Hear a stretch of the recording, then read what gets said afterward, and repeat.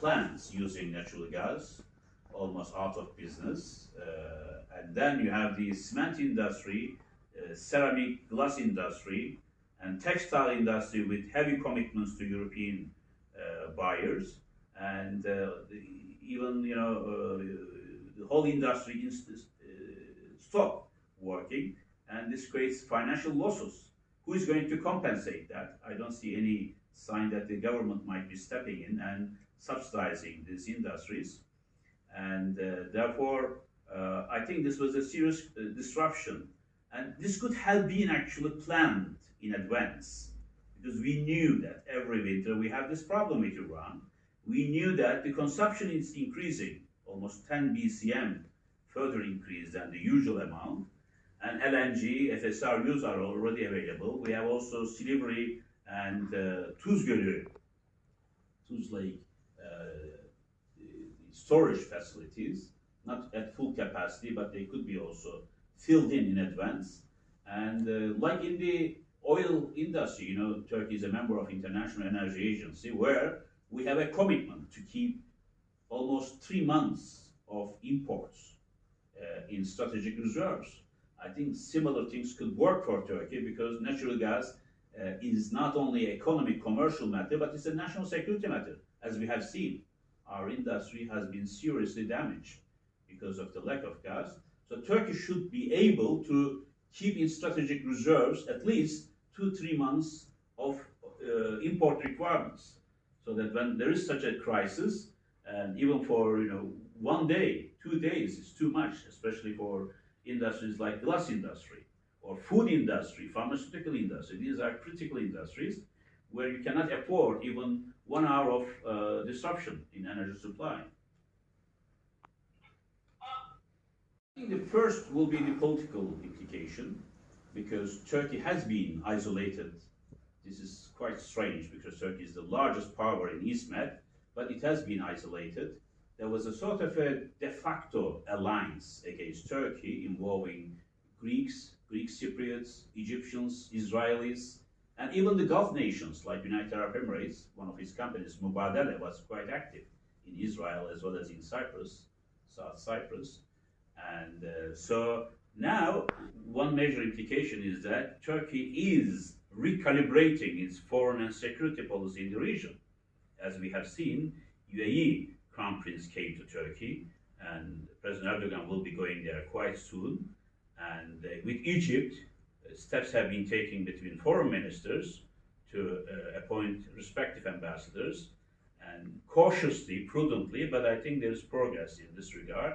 That Israel is the most important one, in my opinion, not only for regional implications, but also Turkish relations with Washington, because Jewish lobby is one of the most influential and active in Congress, White House, Pentagon, State Department, media, financial world.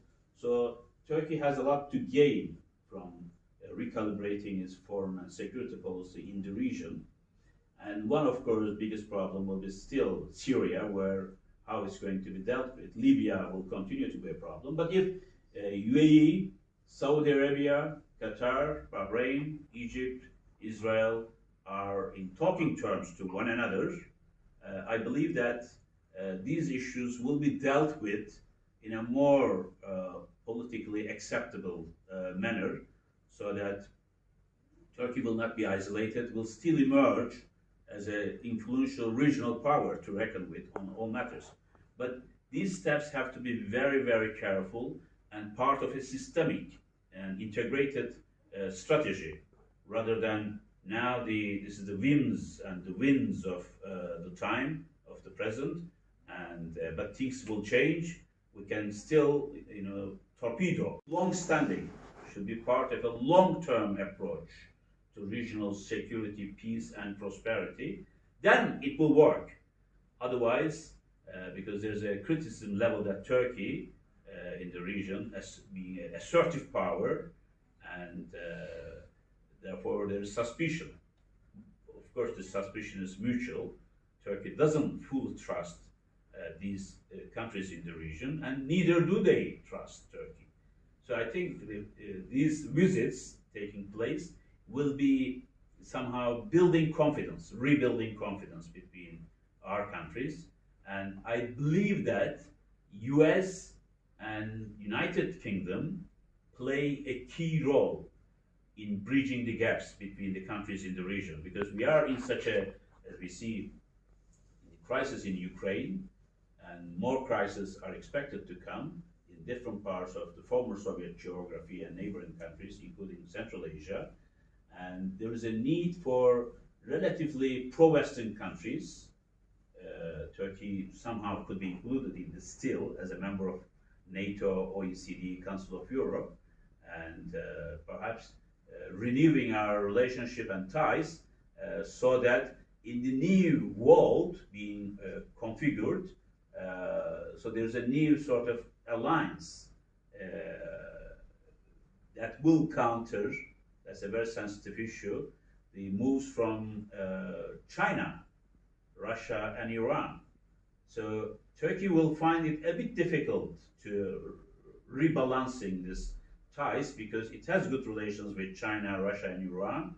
Nations have been very careful to keep the relations at the minimum stable. Since the Kasr-Shirin treaty between Turkey and Iran, the borders have not changed. But two nations are considered to be rival in the Middle East, in the Caucasus, in Central Asia, and in the Gulf region as well. And therefore, I think with great success, both nations will be managing this relationship somehow. Turkey has not been very supportive of the Western efforts to impose sanctions on Iran or to contain Iran and leave it in isolation from the international community. Because if you do this, this is going to create problems in Iran, which will have spillover effects on Turkey. And Turkey also has good commercial relations with Iran, not only natural gas trade, which is creating difficulties, but also in other areas. So it's one of the major trading partners for Turkey. Another factor is the Azeri origin population in Iran. Almost 20-25% of the Iranian population are of Turkic origin. And this creates some difficulties, of course, for Iranian side and suspicions. And Iran is also the landmass sitting between Turkey and Central Asia, the Turkic world, all the way to the Great Wall of China. And hence, although we have different interests, suspicions, conspiracy theories involved, and still both nations need each other. Therefore, like Chinese are doing, being able to talk to each capital in the region, as Turkey does now, hopefully, with this new strategy, relaxing relations, easy relations with Egypt, Israel, UAE, Saudi Arabia, and one day I hope that Syria and Libya will be brought into the picture as well. And but Iran will always a competitor to Turkey. Iran will always be competitor to the Middle East and Gulf nations. I mean, imagine that in Saudi Arabia, the eastern provinces, which are so rich in oil resources, are populated in majority by Shia. The same in Bahrain. The majority of Bahraini population is Shia in Yemen. So Iran can always scratch the soft underbelly of these nations. So there's a huge mistrust. And Israel, of course, doesn't trust at all because they think that Iran one day would like to remove Israel from the political map of the region. And therefore, Turkey, as a great power with military economic might, could contain